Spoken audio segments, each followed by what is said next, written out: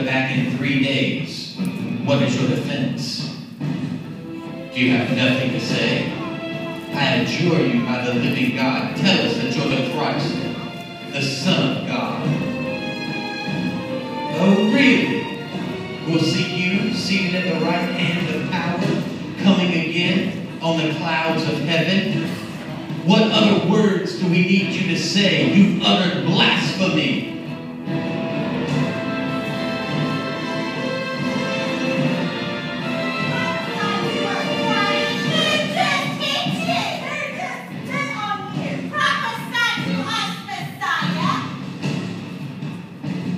Sounds like you're guilty. Take him to Pilate.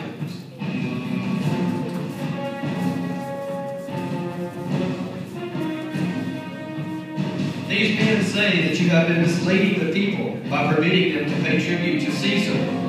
They say you claim to be Christ, a king. Are you the king of the Jews? I find no guilt in this man. I repeat, I find no guilt in this man. He's much distinction. He's first of the people. I find no guilt in this man. If he is a Galilean, then take him to Herod.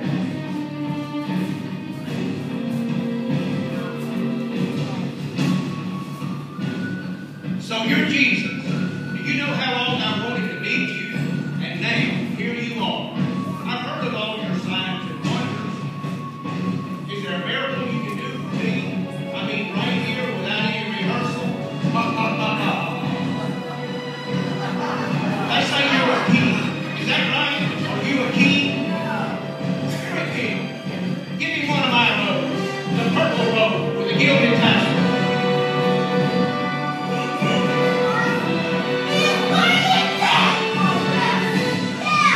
Dead?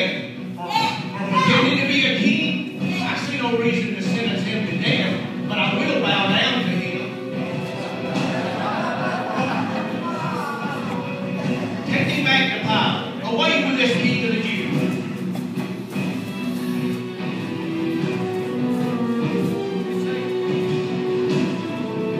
You say you bear witness to the truth. I ask you this, what is truth? I told you before, and I will say it again, I find no fault in this man. I've had him flogged to the point of death. Your king wears a crown of thorns. Is this not enough? You have a custom that I should set one prisoner free at the Passover. Who would you have me release? Barabbas the robber or Jesus the Christ?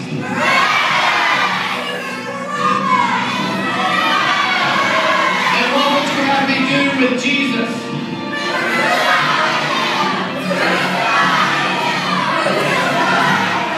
Take him away and crucify him.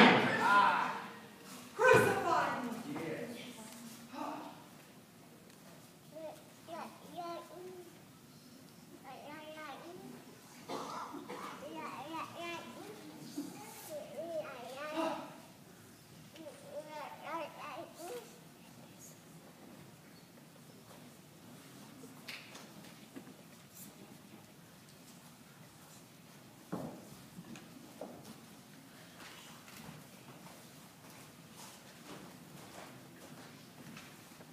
It was a long night for Jesus that night as he went from trial to trial.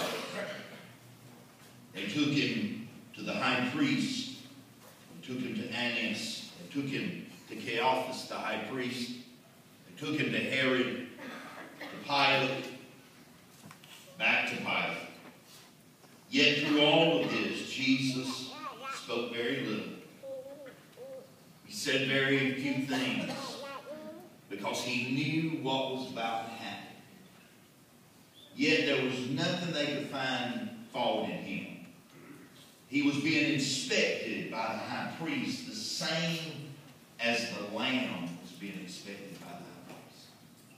You see, at the same time Jesus was on trial, the sacrificed lamb was being brought into the temple. The priest was examining it, so Jesus was being examined. When that priest would look at that lamb, he would find no fault, no blemish. Just like with Jesus, there was no fault, no blemish. He was being inspected because he was the Passover lamb. They wanted to kill him, and yet they couldn't find anything to charge him with. What you need to understand in all of this, in the garden, when they came to get him and send him to every trial, what you have to know is that Jesus was always in control. There was never a moment of time that he was not in control. At any time during all of this, he could have called 10,000 angels down and wiped them out. But he chose not to. Why would the King of Kings go through something such as this? He done it for you and I. Because the truth is the matter, if we believe that he is God at all, we must believe that he is God of all. That he was able to take care of it. And he could have stopped what was happening, and yet he chose to die for you and I. I want to say this, that it was a king who was dying for his kingdom. A king that was dying for his subjects. Now, that's kind of odd to me, because I've heard of people dying for their king, and I've heard of people dying for their country, but I've never heard of a king dying for his people. And yet that's what our king, that's what Jesus did. He died for you and I. Here he died for his kingdom. Paul said in Corinthians 5:21, "For he hath made him to be sin for us, who knew no sin, that we might be made the righteousness of God in him." It was for us that he endured the suffering. Not his guilt. Not that he was guilty of anything, but for us he died. My sins was the reason that he was beaten. My sins was the reason that he bled in the garden. My sins were the reason he stood before men that he could have destroyed and gave himself. My sins. Pilate, not wanting to kill him, thought that if he whipped him, if he beat him enough, that would suffice them. And so he put him upon the post, and he beat him almost to death. They took what they would have as a cat of 9 tails, something similar to this, and they would take it and put glass and rocks and all of that within it.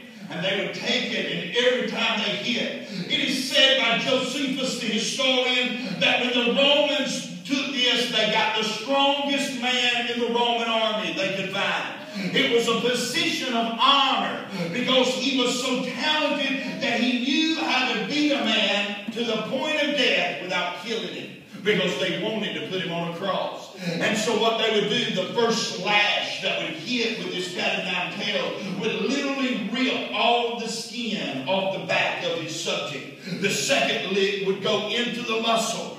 With Jesus, they beat him 39 times because that was Jewish law. 39 lashes they would have given him.